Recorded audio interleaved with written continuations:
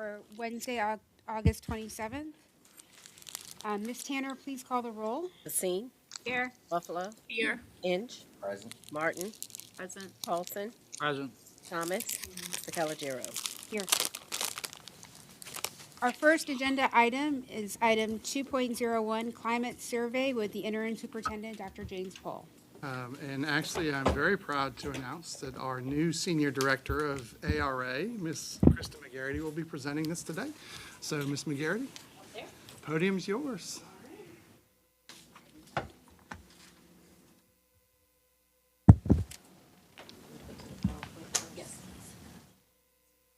This one?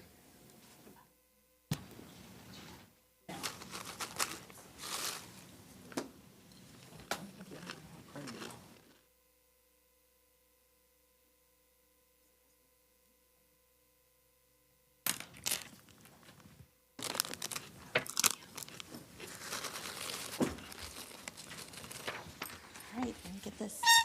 No, I can't see anything. Okay. All right, afternoon. I'm Kristen McGarity, so it's nice to be here. We're going to go through the results of the Parent Guardian Climate Survey. So good afternoon, Madam Chair Calagero, Vice Chair Thomas, members of the board, and Dr. Pohl. I'm here this evening to share the results from the Spring 25 Parent Guardian Climate Survey. Quick with an overview, there were online surveys were administered in the spring of 24 in English and in Spanish. Excitingly, there was an increase of 327 participants when compared to the prior year's participation. And there was representation across 45 of our school buildings. Parents were asked questions in 6 areas, including academic support, school leadership, student support, safety and behavior, family involvement, and communication preferences. Moving forward through the presentation, we'll talk about the levels of agreement parents had with the questions, and they'll be displayed as high, mixed, or low. The response percentages are noted on this slide as well as the future slides. The demographic makeup of the respondents, as I said before, there were 45 schools represented, and there was a diverse and varied where most respondents identified as Black, African American, or white. And there were 10% of respondents who did not wish to provide the ethnicity or racial identification. Almost a quarter of the respondents are military connected, and more than 30% were NPS graduates. All reported demographics, except for the graduates, are slightly increased from the prior year's survey. Regarding the findings, in the area of student excellence, there was high agreement among parents and guardians that schools have clear expectations and their students are challenged by the schoolwork that they're given. However, there is mixed agreement on the connection lessons have to outside life, and the feedback is timely and helpful. In the area of workforce, specifically school administrators, participants generally reported positive perceptions of their child's school administrators, as well as high agreement regarding the courteousness, communication of their mission and vision for the school, and are readily available to listen to parent or guardian concerns. Although right below the threshold, mixed agreement was reported by participants if the principals were effective leaders of the school, were responsive, and or made decisions in the best interest of their child. However, the 73% agreement on principal effectiveness is an improvement from the previous school year where it was 61% agreement of the respondents. In the area, the next few slides are going to be in perceptions of safety and climate. In the context of student support, parents and guardians reported high agreement that there are staff members available to support students with school and or individual problems, regardless of their child's race, culture, religion, sexual orientation, gender, or disabilities. The percent of the parents who reported their child had staff available to help them with personal problems has increased to 86% from 76% the prior school year. However, there was less agreement around the support received for academic or career planning needs of students.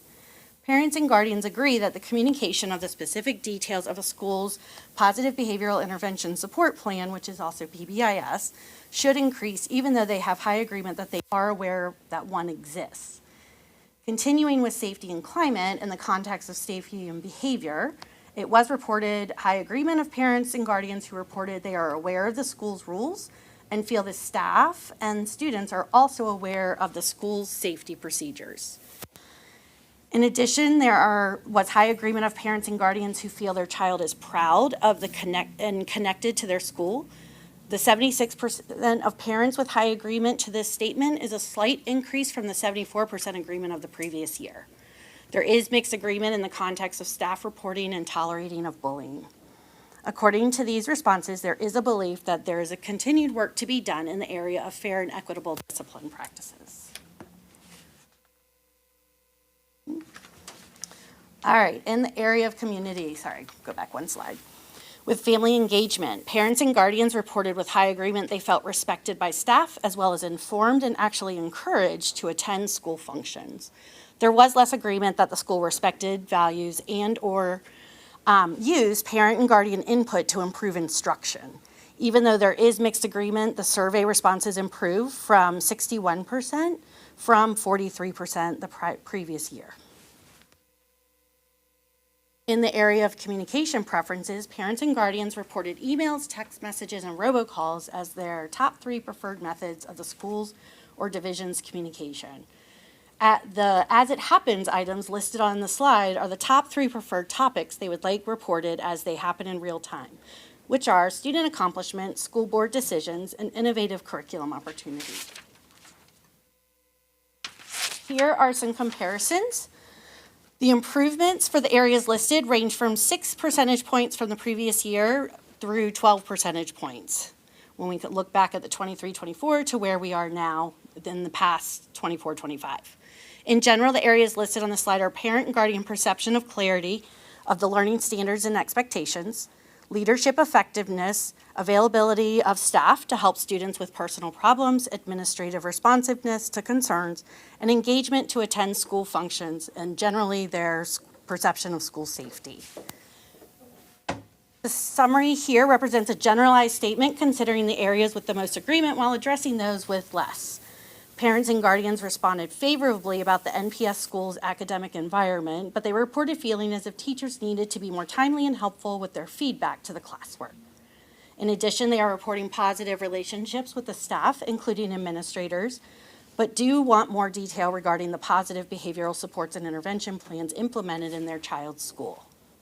Understanding and improving parent and guardian perceptions of the climate of their child's school is how we will cultivate a safe, caring, and welcoming environment as stated in our strategic plan for Norfolk Public Schools students and families.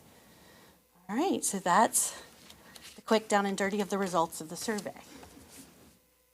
Other questions? Go ahead, Ms. Racine. Thank you, Ms. McGarity, for the presentation.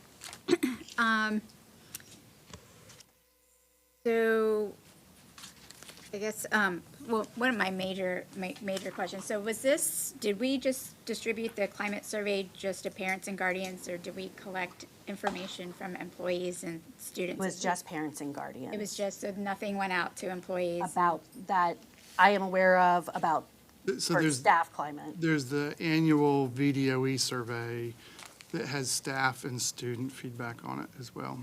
Okay, but that's not, This was just the That's not parent. this. This Okay. is, and this is the one that we run locally. We actually partnered with Hanover. Okay. Yeah, we use our K-12 Insight tool, but Hanover helped us do the Analysis. analysis of the data. okay. And what is the timing and alignment with the VDOE climate survey? I would have to get back to you on that. So And the VDOE climate survey starts in around January, and I think we have about a month and a half of a window there. And we do the parent one, usually, we do that like March, April timeframe. And this last year for spring '25, we actually extended it another 4 weeks just to keep trying to get as many results as we could, or responses as we could. Okay, okay, and I asked that just so, like, for the board's perspective and so that we're monitoring climate including internal and external stakeholders, that if we can somehow get all of that climate information into, a presentation, in addition to this wonderful presentation, that we also have like the employee and student piece, particularly since our non-negotiable is also around, employees and students and having a welcoming environment, and so that we know how we're doing and progressing on that. But related to this particular survey, you know, and I appreciate the extension on having it out there, but as always, you know, response rate. Yeah. Yeah. And what we can do differently to get more participation. And granted, I get, we're asking our families to do a lot right now, like, you know, whether it's school closures and consolidations, you know, superintendent search, like all of that. We're asking, we have a lot of surveys going out. But, you know, so I don't know what the answer to that is, but this year it seemed particularly lower than what I recall in the past.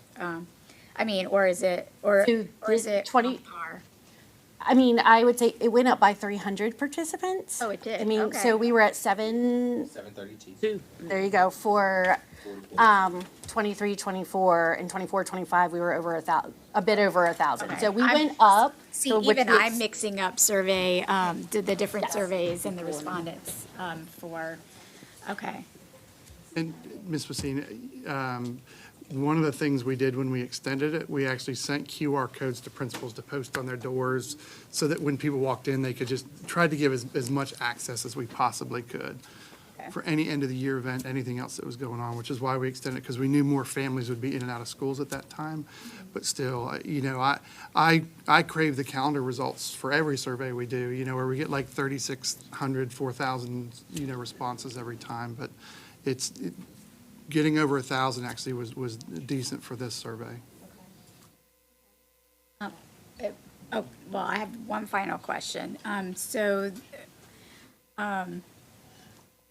Related to this, you know, the recommendations that were included in the report, has the administration had a time to kind of digest those recommendations and come up with next steps around an action plan for addressing some of those things? We have, and so Mr. Brady and his team have included that in professional development when we're talking about feedback. Okay. Dr. Cataldo and the EDs have been working on it when we talked about the discipline, and we've talked about that in here before, about indiscrepancies about reporting. So that's been on our radar, so we've worked with our staff on that, for sure. Thank you. Other questions, Ms. Moore?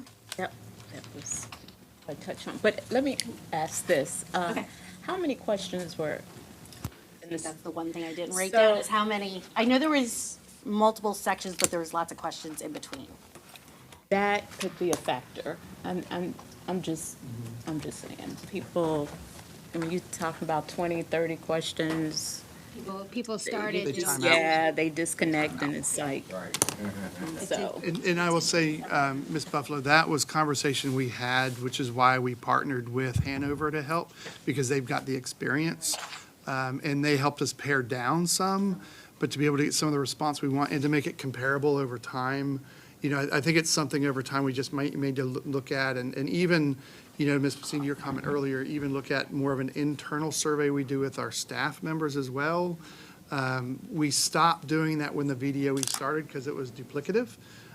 But I don't know if we get as good of a response rate on the VDOE ones. And you know, and it's just, you know, food for thought as we move forward and continuing trying to get the best feedback so that we can make the best decisions. Okay. The surveys, they're all sent out via email?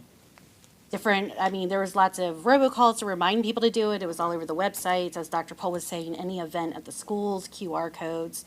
'Cause Social as we media. all do, the QR code is, So like, I wanted to ask, I guess I should have clarified. So with the text message, on the text message, just to say, hey, complete the survey, here's the link. Okay, is that what it says? yes, so are you talking about like because it's online? Yeah, no, like survey, I mean, the text messages, so that's the second highest. Oh, vote. yes, And yeah, so- that's one of the mass Yeah. kind of push outs. So when you text, it just says, hey, mom, dad, whatever, and it Complete our says, hey, survey. here's the link, complete it. Yes. Okay. And I'm a mom, a mom, grandparent, staff, so I got it 3 times. Got you. So, you know, so you will get it multiple times if. Does the system, if they don't answer it within a certain amount of time, does the system automatically send it to them again? Like, I know, like, if like you answer a Norfolk Public School call, once you answer, you're off that list until the next one comes? As far as I'm aware, unless somebody has a different, that it's just kind of on a cycle. And so you'll get it on a schedule whether you did it or not. Got it, okay. So, and then you will tell the person next door to do it just because, to Right. train. Okay. Yes. And then just one last thing I wanted to note. I saw in the safety and climate under the safety behavior. So, hold on, let's see here. Yeah, so you had roughly about 92% of parents are aware of the rules that their child needs to follow, but only 58% are familiar with PBIS. Yes. So I think they're aware of the general set of rules. Right. That's for a school, but a PBIS program is going to have very specific things that are specific for rewards. It's more looking at the positive side. Right, of course, yeah. Not as much, did you follow a rule, but positive reinforcement of the positive behaviors we're looking for. So there's nuances for every PBIS plan at each school depending on their communities. Got it. Do we send out literature to students home with them on PBIS? So the principals do, and then they also discuss it at open house. Got And it. then when you start walking through schools, like I was at Norview High School today, all over their walls, you see, what their PBIS, the one pager on PBIS all over the place. So Okay. they do their best to try to get out there. And I think that showed with the data where they know that PBIS is active, but seeing their own school's plan, maybe not so much. So that's something that we're working on as well. And remind us again, is positive behavioral, Intervention Yeah, support. intervention support. Yes. And I was thinking most parents are probably familiar with the do's and don'ts around, familiar with the do's and don'ts because of the student handbook. They have to review it, they have to sign it and that kind of thing. So hopefully they're going over it with their children. Reading it, right? They're technically reading, right, so, yeah. Thank you, and again, congratulations Thank on the you. promotion. Thank you. And I will be seeing you all soon. Yes, look forward to working with you. Thank you.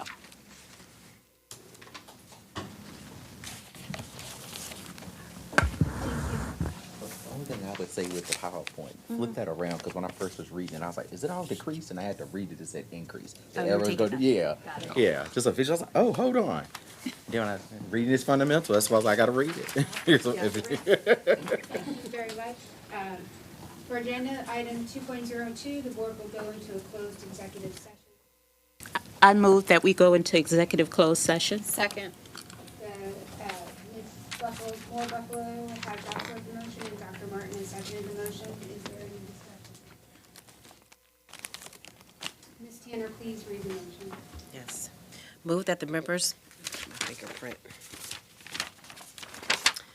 Move that the members of the school board of the city of Norfolk go into a closed meeting for the purposes which are set out in subsection A of section 2.2-3711 of the Virginia Freedom of Information Act as amended for discussion, consideration, or interviews of prospective candidates for employment, assignment, appointment, promotion, performance, demotion, salaries, disciplining, or resignation of specific public officers, appointees, or employees of the school board pursuant to subsection 2.2-3711A1 of the Act. The subjects covered by this exemption are the discussion of persons and personnel actions included for vote on today's personnel report and discussion of investigations and future personnel actions concerning specific current employees of the school board, discussion or consideration of disciplinary and any other matters concerning students in Norfolk Public Schools that would involve the disclosure of information contained in a scholastic record pursuant to subsection 2.2-3711A2 of the Act. The subject covered by this exemption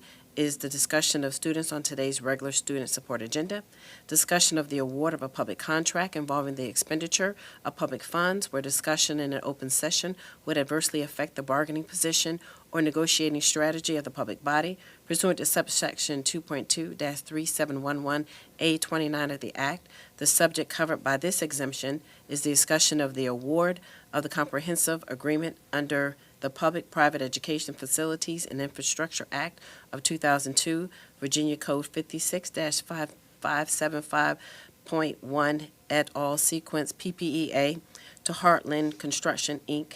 for the final design and construction of a new Maury High School academic building, athletic facilities, and campus consultation with legal counsel, and briefing by staff members pertaining to actual or probable litigation or regarding specific legal matters requiring the provision of legal advice by counsel pursuant to subsections 2.2-3711A7 and 8 of the Act. The subjects covered by this exemption are consultation and briefing in connection with several federal grant award notifications, school board policies and regulations prohibiting discrimination, and the matters set above in subsections A through C of this motion. Basine? Aye. Buffalo? Aye. Inge? Aye. Martin? Aye. Polson? Aye. Thomas? DeCalagero?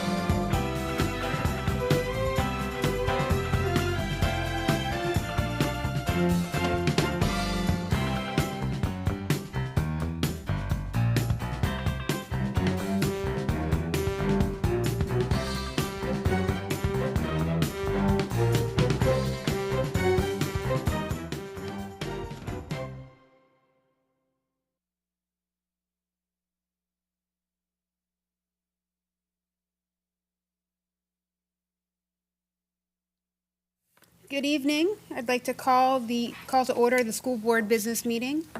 Ms. Tanner, please call the roll. Basine? Here. Buffalo? Here. Inch? Present. Martin? Present. Olson? Present. Thomas? Here. Calagero. Here. Agenda item 4.03, will Mr. Inge please lead us in the Pledge of Allegiance? Oh, okay. Yeah, sure. I pledge allegiance to the flag of the United States of America and to the republic for which it stands, one nation, under God, indivisible, with liberty and justice for all. So I would like to acknowledge that today was Wear Red for Education Day, and so those of you who did wear red, thank you.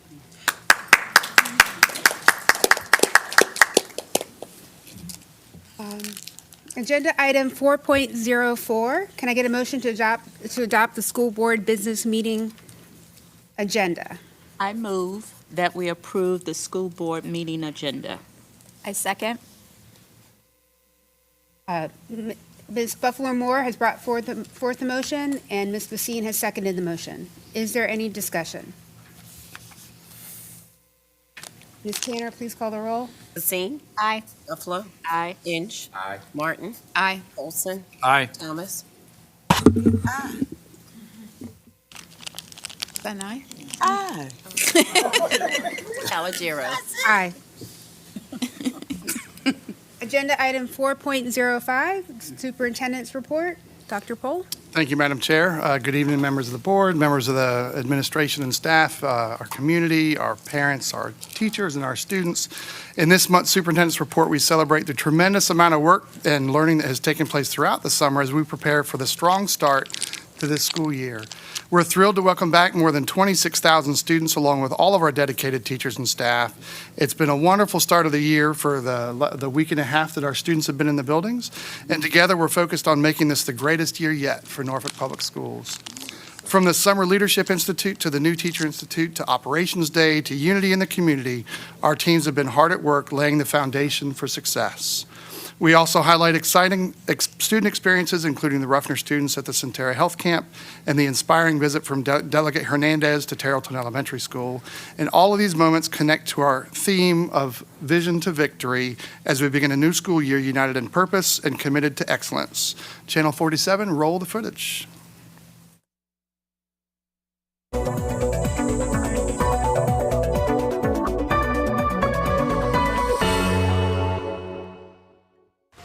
The new school year is off and running. Let's look at some sights and images from the first day.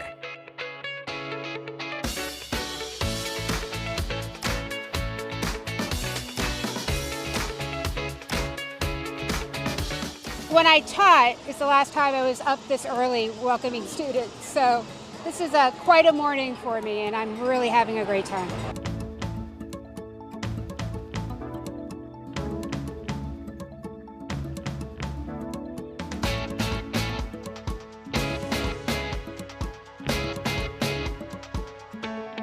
Starting my career in Norfolk and being where I am now as the interim superintendent, I absolutely love it. It's going to be the best year yet for kids. From vision to victory, we're going to make it happen.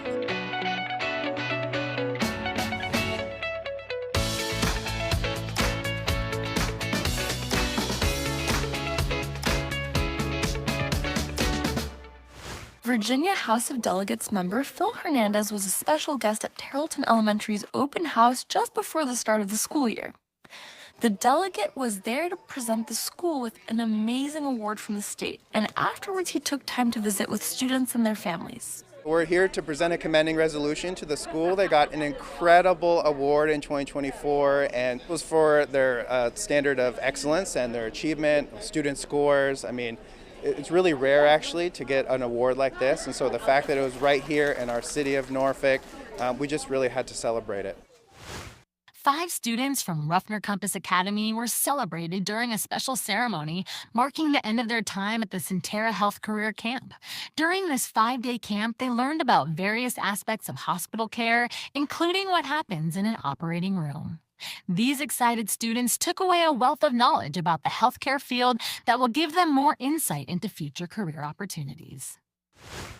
Booker T. Washington High School student Angel Brown Kale was awarded the $10,000 Audrey D. and Dr. John E. Settle Jr. Memorial Scholarship through the Access College Foundation.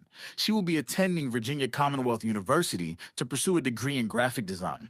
Two other Booker T students, Brian Falcon and Alicia Samuels, served as Langley student ambassadors over the summer. They were able to collaborate with NASA engineers at the Langley Research Center while participating in the Slowing Down in Space Engineering Design Challenge.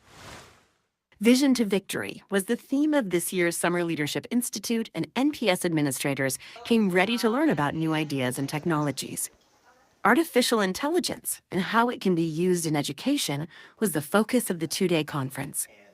A keynote speaker gave a great overview of AI, followed by several informative breakout sessions. And there was even a student panel that revealed how they view this emerging technology. What we're seeing actually as generative AI rolls out is that education and healthcare are the two leading areas. And school leaders have so much thrown at them. These tools can really augment some of those things if they're used appropriately.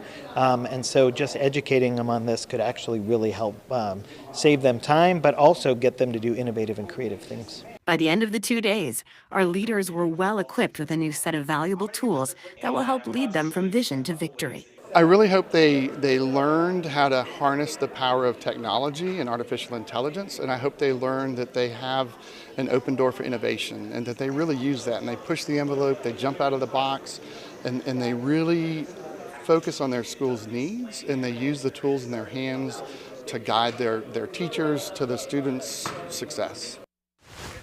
Over 300 new teachers spent 3 days learning about Norfolk Public Schools and preparing for the new school year during the New Teacher Institute. The event was kicked off with greetings from our interim superintendent and school board chair, followed by an inspirational message from a former educator who helps teachers find their purpose. The Institute gave these educators the opportunity to meet with over 50 vendors and attend a variety of workshops, all designed to help set them up for success. I'm so grateful for the district to offer this for all the new teachers, so you're not you don't feel like you're being thrown into the fire, and at least you have some sort of an idea of what to expect on your first day, and that makes it more comforting and less stressful. I think it's really good. Everyone needs structure, support, and information before, starting into it and getting hands-on like this, so we're well prepared when we go inside the classrooms. Some of our administrators rode a school bus and got a behind-the-scenes look at how some of our departments function during Operations Day. School nutrition, facilities management, athletics, transportation, and the print shop each gave a tour and/or presentation to show how they work and fit into the mission of the school division. It was actually very eye-opening. I don't realize, coming from the high school, how much goes on behind the scenes or in other areas in order to make our high school run. So everything from nutrition to facilities to seeing my students at nutrition was a great day. I think it's good because a lot of times we can get stuck in our building. So we may get emails from different people, but we don't necessarily know who they are. So this is a great opportunity to get to meet them and actually see their place of business as well. So we know what's happening in the building and what's actually going to our kids. The results are in, and unity in the community was a success. This third annual event was a joint effort between the school system and the city of Norfolk to provide resources to help families get ready for the upcoming school year. Over 100 vendors provided materials and resources to over 2,000 people. Also offered were free backpacks with school supplies, immunizations, school board listening sessions, activities, and entertainment for families to enjoy. Yes, it's excellent. It's our first time here, and we enjoy it a lot. I think this is so beautiful, and this is a great opportunity for us to get resources and for everybody to, come together as a community.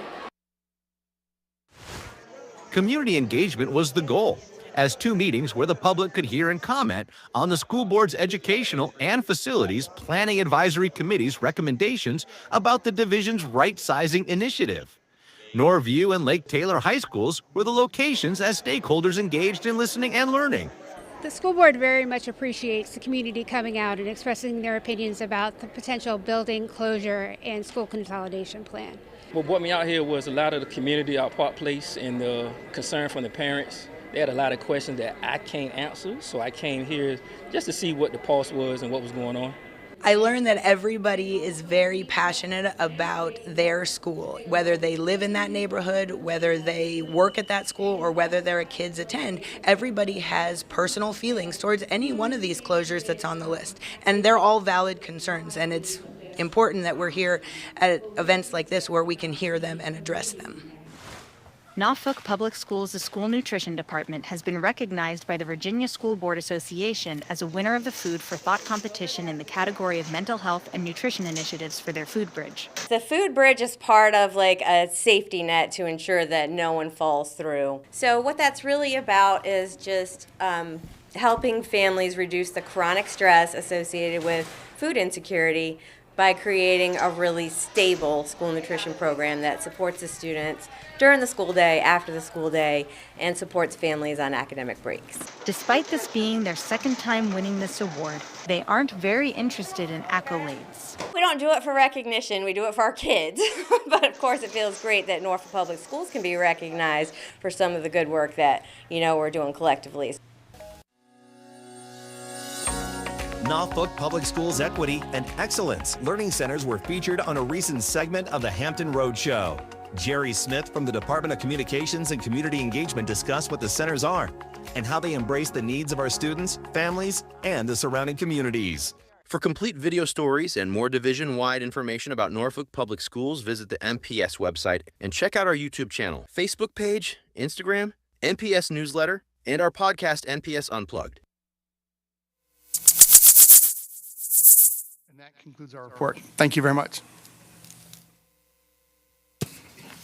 Now let's move on to agenda item 4.06, citizens' comments. Ms. Tanner, how many speakers do we have for this evening? Madam Chair, for today's citizens' comments, we have 6 speakers. Today's speakers signed up for public comments before the start of today's business meeting. If you would like to provide public comments, you are required to state the agenda item or items or topic you are addressing prior to providing your public comments at this meeting.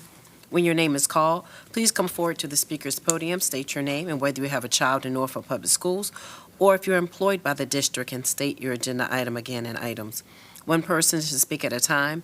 If you are representing a group, state the group's name. You may ask your group members to stand in place to be recognized. Your speaking time is limited to 3 minutes. A timer is set with an alarm that will signify the end of your speaking time. State your position and give relevant facts. Avoid saying anything that identifies students or personnel information about individual employees. Personnel, disciplinary, and confidential matters may be addressed directly to the school board via email at schoolboard@npsk12.com. Comments should be addressed to the board, not addressed to an individual board member. School board members do not respond to public comments at the time they are given, and any written statements or supporting materials should be given to the clerk. Our first speaker is Dr. Yancey, followed by Patrick Berry.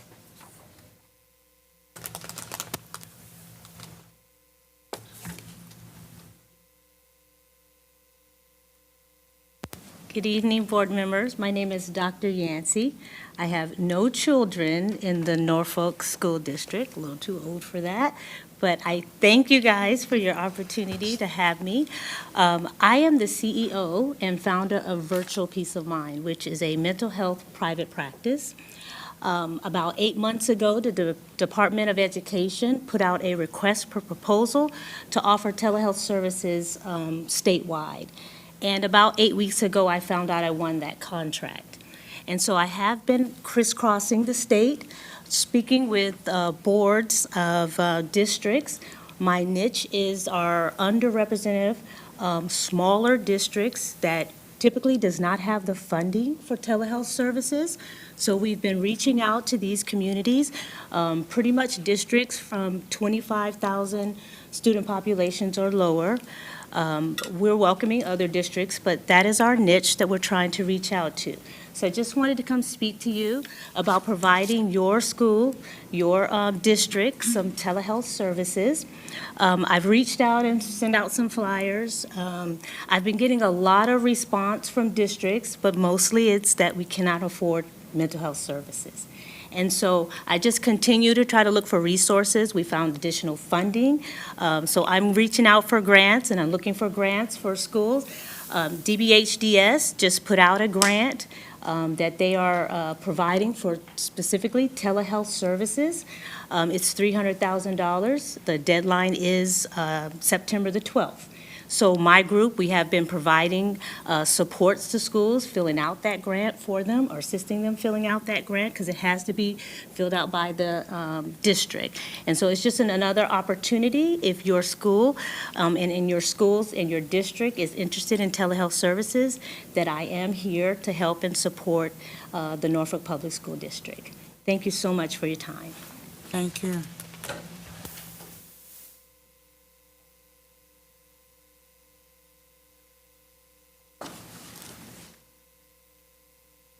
Good evening, Madam Chair, board members, Dr. Pohl. I'm Patrick Berry. I am currently a 7th grade history, U.S. history and civics and economics teacher at Norfolk Middle School. And for the past 2 years, I have been honored to serve as the Vice President of the Education Association of Norfolk. I bring greetings from our president, Mr. James Parker, who, due to a scheduling conflict, could not attend tonight's meeting. We are excited to be back for another wonderful year of teaching and learning. We look forward to collaborating with the school division to ensure every student receives a quality education and that every student and staff member is safe, seen, and supported. Today, the EAN has launched our Red for Ed initiative. Every Wednesday, we are encouraging our members, colleagues, and community partners to wear red to show our support for public education in the city of Norfolk and across the Commonwealth of Virginia. We are encouraging them to take a selfie or picture and post on social media using the hashtag #RedForEd, Flood Norfolk Red, and Union Strong, so our voices can be heard and power can be seen. I thank you for your time and look forward to working with you this school year. Thank you. Next, we have Kenan Baskerville.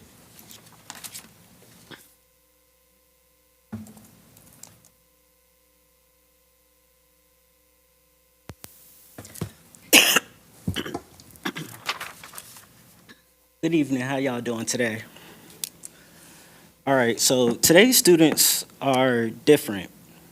We've got students who have been in school during a global pandemic, and now as a community, we are moving forward.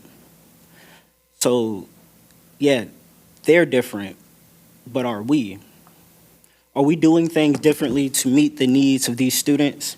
As educators and community members, it is our job to consider our students' lives outside of the school. We need empathy, understanding, and love to create spaces of joy and fun in the classroom. Let me be clear, teachers aren't counselors and can't know everything about every student in the classroom, but yesterday, y'all got a boost to your budget, about $9 million. I'm aware it isn't set in stone, but I am also aware that these appropriations are annual. As we experience unexpected attacks on education, the school board, I ask you this: to utilize the funds towards teacher salaries and bonuses, including non-attendance taking teachers. Additionally, a portion could be used towards EELC programs and wraparound services provided to students for basic aid. To promote sustainability of these, of the basic aid these services will implement, or that y'all plan to implement. For us to do things differently, we need to actually hear students, see students, and use social emotional learning, creating space for students to express how they're feeling, void of who they are as students in the classroom, and still get learning done. Because when a student feels safe, they show up. When they feel loved and cared for, they try. When a student knows that they are more than a test score, they ask questions that allow them to access the information. So today, I'm just asking that with those extra funds, you just consider a little bit about where you plan on implementing them. Thank you. Marvette Campbell.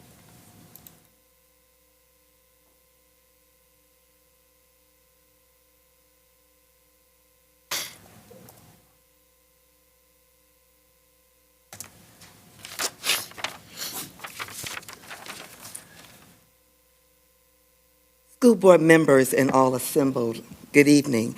I am a proud member of the James Monroe Eagles. I stand before you as a voice and advocate for our scholars at the James Monroe Elementary School. In the 3 years that I have been at the school, I have seen such a vast improvement in our scholars. They are amazing children. They come to school eager and ready to learn. Our scholars work very hard, and when they have their moments, we are right there to guide them, to encourage them, to let them know that they can do and achieve anything. This gives them the tenacity to let them know that they can do. This gives them the tenacity to try even harder, to continue striving. Our scholars matters. James Monroe and the community that surrounds our school matters. Our scholars help to make us better teachers. There is nothing more rewarding than seeing a scholar smile and say that they love coming to school. I had a kindergartner to tell me this yesterday. I said, wow, isn't that amazing? They know that we care not only for their academic achievements, but for their overall success. We have a very strong bond with our parents and our principal, Ms. Fleming, and our assistant principal, with a lot of my other colleagues, lead the way, ensuring that our parents are always informed, and stay connected. I don't know what the future holds, but I'm glad that I've had the opportunity to be a voice for our scholars. James Monroe is like a slice of warm apple pie.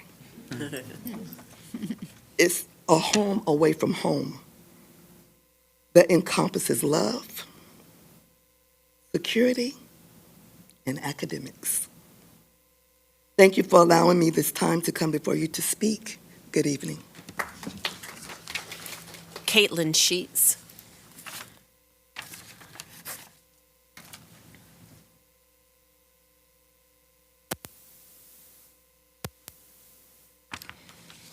Good evening, Dr. Pohl, school board members. My name is Caitlin Sheets, and I'm a Monroe parent and neighbor in the Park Place community.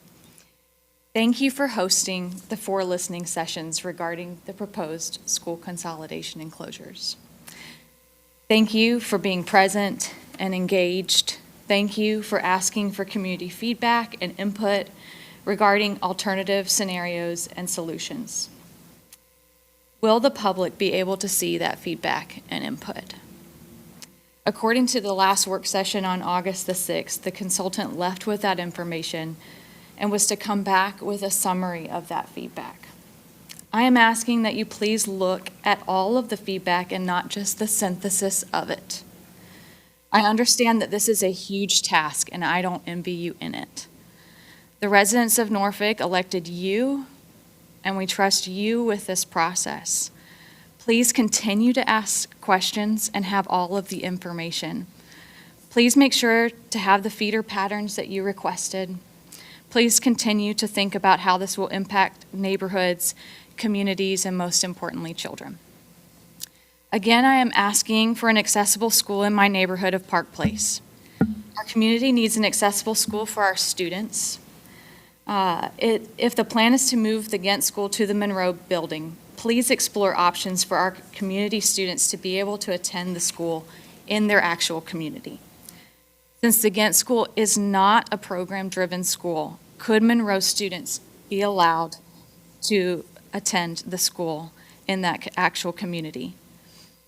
Could those Monroe students that are zoned for Monroe be allowed into that non-program specific school so that the community can stay together and our positive trend in attendance can continue and is not compromised?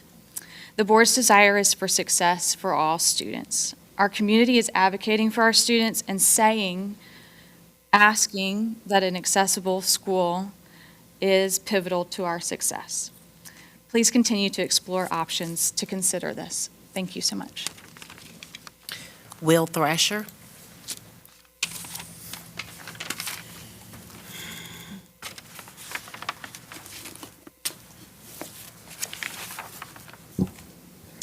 Dear members of the school board, thank you for allowing us time to speak and bring our concerns and voices to you. My name is Will Thrasher, and I am a Monroe parent as well. I'm a dad to 4 scholars at James Monroe Elementary, and over the past few months, I've had the opportunity to meet several of you. Thank you for your role. Thank you for your time. I fully understand that there are many complicating factors in this decision. I understand that due to our finances, school closures must happen, and can appreciate the difficult decision that you all must be in. And honestly, I don't envy you. I would much rather be on this side of the podium than sitting over there with you all. With that being said, from the beginning of this process, I have been frustrated and confused with the reasoning behind the closure of Monroe Elementary School. My wife and I have been to many community listening sessions that you've hosted over the summer, which we appreciate. And the criteria doesn't seem to line up with the James Monroe closure on the list put forth by the consultant. Furthermore, I'm curious as what has happened with that information. You asked for our opinions and our feedback, and we gave it to you. Twice, actually. And it seems that the information should come to you directly and be posted publicly for viewing and not sent back into the hands of the consultant. And in times like this, transparency is of the utmost importance. In your difficult decision over the next month, we are simply asking for access for our neighborhood children. We're asking for our neighborhood scholars to be able to have access to a school in their own neighborhood. These kids need access to a local school that is walkable. Many of our children are brought to school by older siblings, picked up by older siblings, friends, and neighbors. And if you add the barrier of a bus, our children will be at a disadvantage. Please don't just look at the numbers and buildings and what is best for the Ghent children, who also are very important and matter, but consider our children in Park Place and the equitable education that they deserve. Thank you so much for your time and consideration. Madam Chair, this concludes our speakers for this evening. Thank you. Move on to agenda item 4.07, approval of the consent agenda. Can I get a motion to adopt the consent agenda? I move that we approve the consent agenda as presented. Do I have a second? Second. Ms. Moore Buffalo brought forth the motion and Dr. Martin seconded the motion. Is there any discussion? Ms. Tanner, please call the roll. Basine? Aye. Buffalo? Aye. Inge? Aye. Martin? Aye. Olson? Aye. Thomas? Aye. DeCalagero? Aye. Next, we move on to agenda item 6.01, the monthly financial report. Mr. Anthony Starks.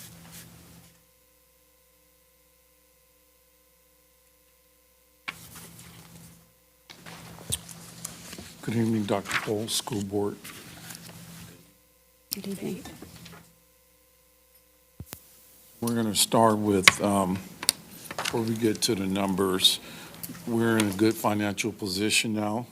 All the grants are being executed. Strategically, we have no major deficits or major risks at this time, and we're spending according to the school board's goals. And just share with you each day, we tackle very difficult issues with Dr. Pohl and the team that you see here to my left. State funds.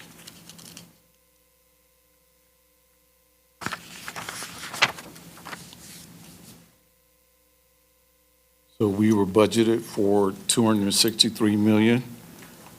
We've actually expensed $18 million for state funds, city funds, $170 million, and we've actually executed $6.8 million. Federal funds, $5.3 million, executed $1.3 million. Other local funds, $3.6 million. $162,000 has been expended, and I'll pause there and say these numbers are as of July, and they're going to change because we're lagging by 1 month. Our total revenues $466 million. Actually expended 48 million, roughly, let's round up to 50 million. And do we have a next slide?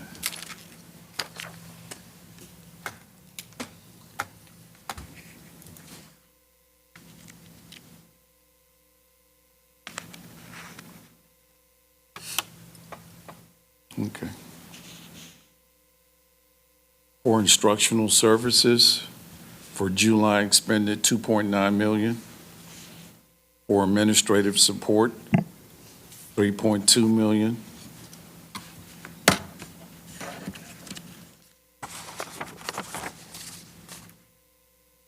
Classroom instruction, 588 million. Social workers, 8.9 million. Instructional support, 491K.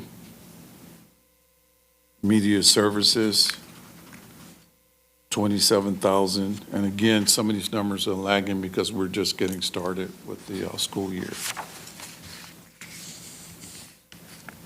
Office of the Principal, 720,000. Alternate education, 12.4. Special education, 108. Vocational services, 47. Gifted education, 20 million. Athletics, 31.7. Extracurricular, 27.7. And expenditures for summer school, 726K.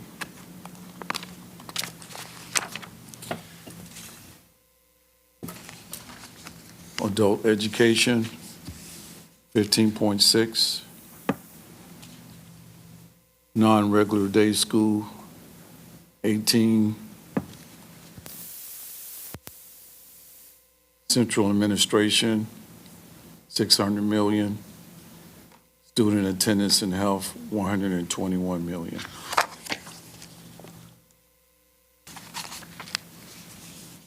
Transportation, 647K. Operation and maintenance, 1.1. Technology, 6.2 million. So again, we're at the beginning of the school year, so you'll see these numbers tighten up as we execute through the school year. Madam Chair, if I may, Mr. Starks, I know in your previous position you dealt with a much larger budget, but a lot of the ones you said that were 28,000, you said were 28 million. I just want to clarify for the public, it's not that big. Right. It was 28,000. Mr. Starks is used to working with much larger government budgets where the commas are the million indicators because they're written in the thousands. I wish we had that kind of money, but we really don't. Because we could have a lot of different discussions if we did, but please note that most of those were the 28,000 or 14,000, not millions. Unless you guys have some money to donate, we're going to stick to that one. Thank you. Are there questions? Oh, he said next slide. Oh, next we still have another slide. That was it, Mr. Starks. Okay. All right, thank you. Before we Mr. Starks. Do we have any questions? move to approve the budget, are there any questions? Yes, thank you, Mr. Starks. And I was, because I'm not used to that amount of money, I too had thousands in my mind, even though you were saying millions, but we can all hope. Anyway, so I just wanted to declare, so we have 6 points, so going back to page, just so you can follow along, page 2, 6.5, like about 6.47 million in unexpended funds, correct? To date, the revenues minus expenditures. Yes. And has, like, per our policy, are we, and this may be a question for you and Dr. Pohl, so the funds, have they been return back to the city to go into their general funds yet, or is that in process? I would have to check to see the process, but the figures here just include this year's budget. Okay. And the reason why we have more is because the teacher salaries just started, even though we started in July with our budget. Okay, this is as of, Yeah, this is not reversion. Oh, as of July 31. Is so that that's what not you're the speaking river, to? okay. Okay, that's where thank you for that clarification. That's what I wanted to know, but It's the to- reversion. Reversion wouldn't occur until the end. Right, but the 24, I guess the fiscal year 25's reversion, that has been, That's That's what I'm We still haven't asking made any about. requests on the reversion. That hasn't been, I don't believe that number's been finalized as of this point. it hasn't been, okay, so The that's city what hasn't finalized. it hasn't finalized it yet. Okay, so that's what I'm, Yeah, and okay. this is current year Got it. only, nothing from 25 rolling into this. Right, so that's why I just wanted to clarify. They haven't approved it yet, but we plan on booking it. We Okay. haven't booked it yet. Okay, all right, so that's what I just wanted to have clarification around that. Okay. That Any was- other questions? Madam Chair. Mr. Inge. I know, doing citizen comments, one of the members of the public came up and said we received $9 million. Did we receive an influx of $9 million from state, local, or federal? I was wondering what he was talking about myself. I don't know what source of information that came from, so I'm not certain. And Mr. Inge, nothing has come to my attention of Nothing's that. come to, okay, awesome. Thank you so much for that transparency.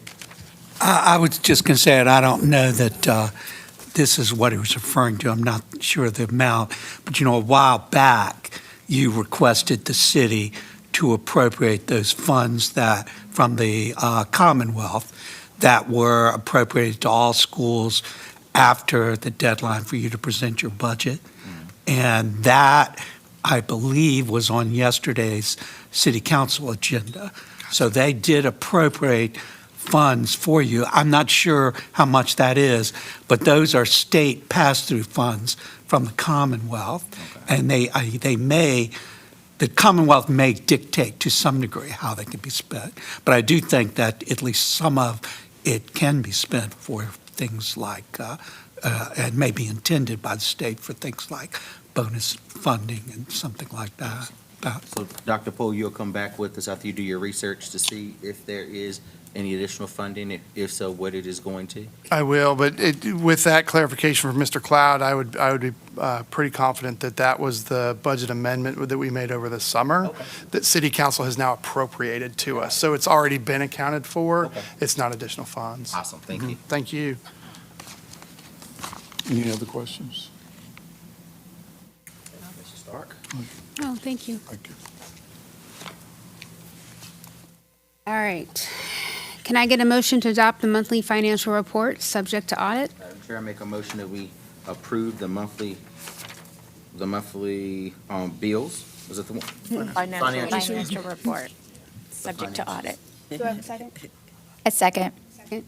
Mr. Inge has brought forth the motion, and Ms. Messina has seconded the motion. Any further discussion? Ms. Tanner, please call the roll. Basine? Aye. Buffalo? Aye. Inge? Aye. Martin? Aye. Olson? Aye. Thomas? Tagalagero? Aye. Agenda item 6.02, the Maury Comprehensive Agreement. A vote is required. I think there are some questions for our group, and so I'd like to invite Ms. Price and her colleague up, and I'm going to open it up for questions from the board. You didn't even have to raise your hand on that. Are you going to put a motion on the floor first, or No, and I then for just- discussion? I just have a Okay. discussion, and then we'll move to the vote. Okay. So I'm very excited to see this project get going. I think we all are in the room. This is a long, long overdue. I do have a couple of questions regarding the contract and some of the minor changes in the contract language, in which you're trying to streamline the decision flow, I guess. And so my question really is, after being on the board for 10 years and engaged in the community and know how from past experiences around the previous 5 rebuilds, I have some hesitation and concern about not being fully engaged with all of the decisions. I understand some of them may be simple, contractual decisions contractual meaning, I should say construction decisions. But I want to know what the process will be like if there are decisions where you're looking for a decision where the educational space may be impacted by it, and what role we would play in that process. So I just want to be sure that we're not, left out of the decision-making process if such a situation were to occur. Well, thank you for that. That's an excellent question. So I think what's important to note is that the process moving forward is going to be very much reflective of the process that got us to this point. And all decisions up to this point have started with our steering committee. And Mr. Fraley is a big part of that steering committee, and there are several representatives from Norfolk Public Schools on that steering committee, as well as members from the city side. So that has been the process that we've taken to get to this point, and there's a lot of work left to do. There's a lot more decisions to make. And so that is the way we intend to move forward, and the way the contract is set up, is that once a favorable vote, we'll continue to work with that steering committee to get through the rest of design, and there's still plenty of important decisions to be made. Okay, so the steering committee will be kept intact to the technical steering committee? It has been very much a team effort to get to this point. We couldn't get to the point where we are now without them. And we can't move forward without them. Including school division individuals, expertise. Okay, maybe perhaps I misunderstood the role that team would play in going forward. So I appreciate that clarification. And that, what? Do you have any further questions? Not specific to, I do related to this project, and Madam Chair, I know we talked about having a joint meeting with City Council and shared some agenda topics with you already that related, but inclusive of all the other school consolidation and closure discussion. So I'm going to reserve my comments around that for that time period. But related to this, I think you answered my question about our involvement, the steering committee's involvement, steering committee meaning the technical team, right? Yes, ma'am. Right. Because we have also the broader steering committee. I don't want to confuse anybody. So I just wanted to be sure that technical team was still going to be in place and through the decision-making process. So my questions are answered. Does anyone else have any questions? Madam Chair. Yes, Mr. N. All right. So I did have opportunity to look over the interim agreement that was agreed to by the Norfolk City Council. And of course, we had school board need to agree on to it as well. So just going back to your interim agreement, I know under your scope of services, you had it was in there for minority-owned, women-owned, and small business participation plan, SWARM. I know under legal counsel that has been removed out of the contract for federal guidance. So I just want to get your actual public commitment today that you're going to still ensure that access and opportunity is going to be available for small and minority-owned businesses. Yes, and you have it. I believe when we spoke at the school board retreat, we were able to give you some current projections for what we're looking at, which is over 50%. And we committed then, we had an outreach program during the initial interim agreement phase, and we committed to having multiple outreach programs moving forward. And that is still our commitment today, that we want to align our goals with the city and school board's goals. Mm-hmm. Any further questions? No, sir, ma'am. Thank you. Thank you. Can I get a motion to adopt the Maury Comprehensive Agreement? Oh, I'll do that. I have the pleasure. I move that we approve the Maury Comprehensive Agreement as presented. So it's time to lay a brick. Madam Chair, I'll go ahead and second that motion. Time is due. Ms. Moore Buffalo has brought forth the motion, and Mr. Inge has seconded the motion. No further discussion. Ms. Tanner, please call the roll. Basine? Aye. Buffalo? Aye. Inge? Aye. Martin? Aye. Olson? Aye. Thomas? Aye. DeCalagero. Aye. The motion is approved. Agenda item 7.01, this meeting is adjourned.